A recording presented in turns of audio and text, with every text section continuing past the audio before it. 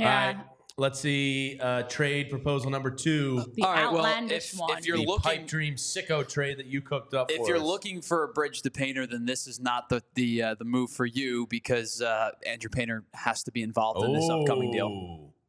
What? This is Vince Pellegrini's dream right here. Yeah, he loves this. Luis Robert from the White Sox. The White Sox get Andrew Painter, Griff McGarry, Simon Muzziotti, Starlin Caba, and Johan Rojas. That is quite a package.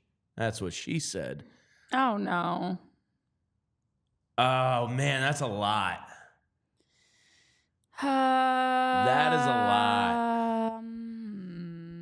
How many of those players, what was it, 5 in Rojas? Or was it 4 in Rojas? 4 in Rojas. Ooh. How many of those 5 players do I think pan out to a level of Luis Robert? Luis Robert. Probably none. But Andrew Painter oh, man, that's a tough. Tyler, you son of a bitch. That's a tough one. Sorry. I actually think that's a good trade.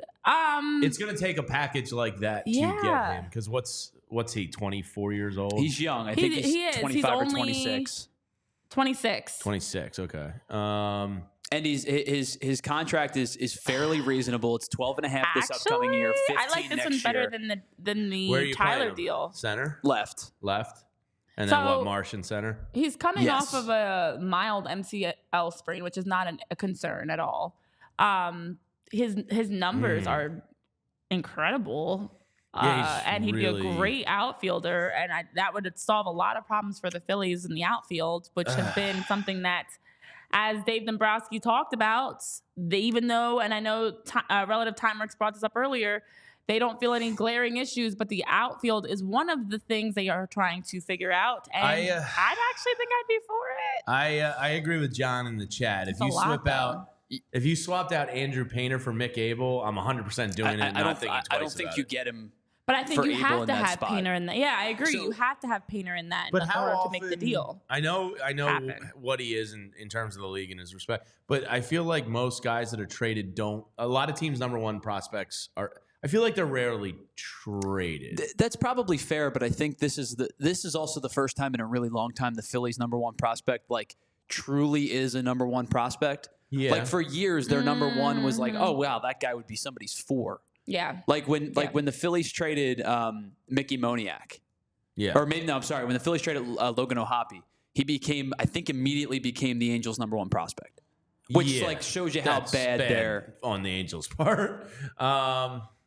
All right, I need to make a decision. I know it's a lot that the Phillies would have to give up, and I do agree it's tough to think about giving up Painter, but for a right now ready, I would take it. So I would take the deal. I think I'm passing, and I want to get your decision. The alternative trade I'll provide you is you take out Painter and Rojas, and instead you can put Abel, but you have to include Marsh.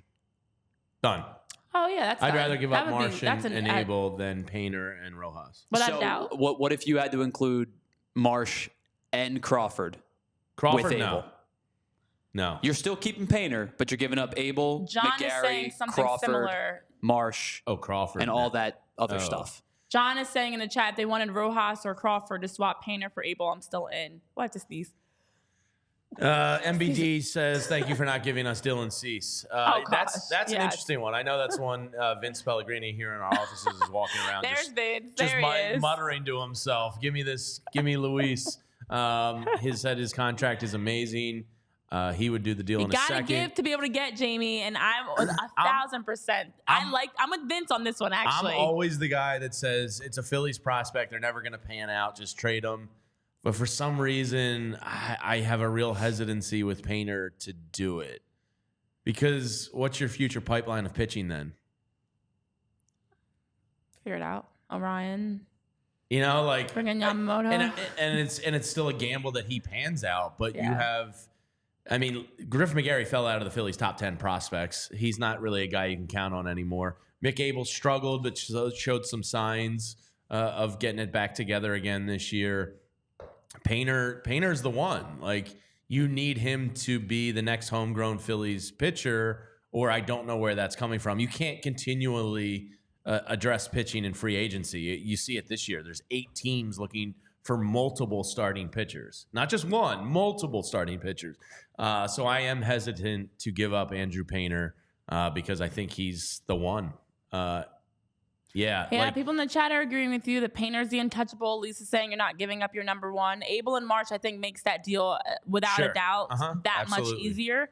It's tough because Luis Roberts, the numbers from 2023, even with getting injured in his 145 games played, a 2.64 at batting average, 38 home runs, which is 9th in the league, 80 RBIs, and 8.57 OPS, but also what he can bring in the outfield. This is a Gold Glove player you're bringing in. I like it with Abel and with Marsh. I just think without a doubt, but that's the easiest position to supplement your roster. But we've had some names. I just don't want to give it up for an outfielder. And I know his deal, to Vince's point and others' point, he 12.5 this year, 15 the next year, and then club options of 20 and 20 million. So it's essentially 4 years, and that's 40, 55, $67.5 million. So 4 years and $67.5 million. It's pretty damn appealing. But that's also why he's going to get a ton. And Crawford and Painter, I don't want to say are untouchable because nobody's really untouchable, but they're as close to untouchable for me as exists in Phillies prospect land. So I'm out, but I understand if you want to make that trade. I totally get it. Yeah, for sure.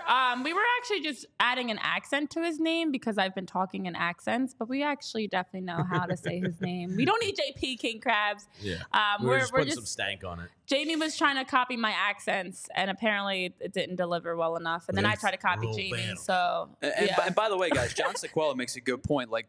If you do have Robert on that deal, by the time he becomes a free agent, he's only 30. The likelihood is you're probably re-signing him at that point. Because everybody loves playing in Philadelphia. He blocks J.P. Crawford.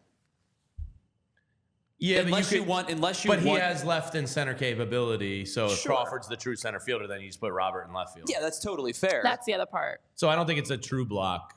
I do think, to Spiral Out's point, and this is actually why I like the deal, it is a win now team. You pull the trigger on a deal like this. We don't know. It is a tough call on Painter. Agree with all of you guys. Sure. But we know for sure what you're going to get with Luis. Yeah, and it does allow for it's a win now, and it does then make you have to scramble a little bit for the future. But as we talk about, even with the Aaron Nola 7-year deal and everything else, we'll focus on those things after we win a World Series. I gotta say, I agree with the commenters. I agree with the listeners. I'm a big fan of Tyler Zuli's sicko trade proposals. It gets you thinking. That's it really for does. sure. That was a good one, Tyler. I like that a lot.